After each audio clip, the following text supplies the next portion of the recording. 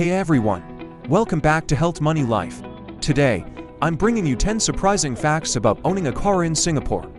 I've been a car owner for nearly 20 years, and I've seen the good, the bad, and the downright shocking sides of car ownership here.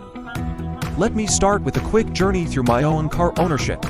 My first car was a Toyota Vios, back when the certificate of entitlement, or CO, was around $24,000. I bought it for around $65,000 and drove it for about 3 years. My second car, a Nissan Lacio, cost me $55,000 with a COE of $12,000. I drove it to the last day of its CO and got back about $8,000 in scrap value. Then came my Honda HR-V. CO prices had shot up to $54,000, making my total cost about $108,000. After 6.5 years, I sold it for $53,000. Owning a car has definitely made life easier for trips to more isolated spots, but it's also been a major financial commitment. So, with nearly 2 decades of experience, here are 10 things you probably didn't know about owning a car in Singapore. First up, the price you see on a car here isn't the final cost. You have to factor in the certificate of entitlement, or COE. I've seen CO prices as low as $12,000 with my Lacio, and as high as $54,000 with my Honda HR-V. Recently, CO prices have climbed even higher, hovering around $80,000 to $110,000, meaning the certificate of entitlement CO alone can sometimes cost as much as the car itself. Cars in Singapore are more like a subscription than an asset. With my Lacio, I went all the way to the 10-year mark and had to decide whether to renew the certificate of entitlement, CO, or scrap it. Scrapping was the smarter option since the CO renewal cost kept rising, but it's a reality all car owners face here.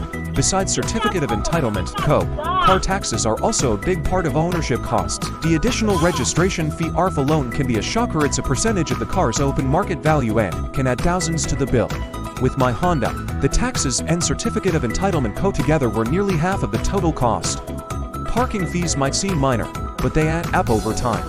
In crowded areas, you can pay up to $5 an hour, and if you're driving to work every day, you'll feel the cost quickly. And let's not forget the monthly fee for home parking spaces, especially if you're in an HDB area. Singapore CRP tolls charge depending on the time of day, so you could be paying just to drive a short distance during peak hours. Driving here means planning your routes and timing to avoid these extra fees, with all the costs involved. Many Singaporeans are turning to car leasing. I've considered it myself, as it can offer the convenience of a car without the certificate of entitlement CO, taxes, and maintenance fees. If you want a short-term option without the long-term financial commitment, leasing is worth checking out. When it's time to let go of your car, exporting it can often get you a higher price. Many Singaporeans choose to sell their cars to countries like Malaysia, where our well-maintained, low-mileage cars are in demand.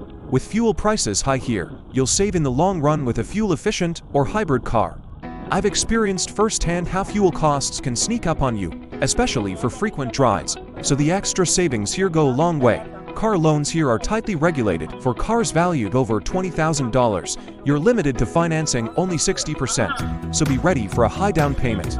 This can really impact your budget when CO prices fluctuate. Lastly, Singapore is on the cutting edge of integrating technology in vehicles. From apps for parking payments to telematics that can affect insurance rates, the landscape is changing fast. Plus, the government is pushing for electric vehicles, so we'll likely see more charging stations and incentives for EV owners soon. So, there you have it, 10 surprising things about car ownership in Singapore. After nearly 20 years, I've seen how challenging and rewarding it can be. Let me know in the comments what surprised you most, and if you found this video helpful. Don't forget to hit like and subscribe for more insights. Thanks for watching.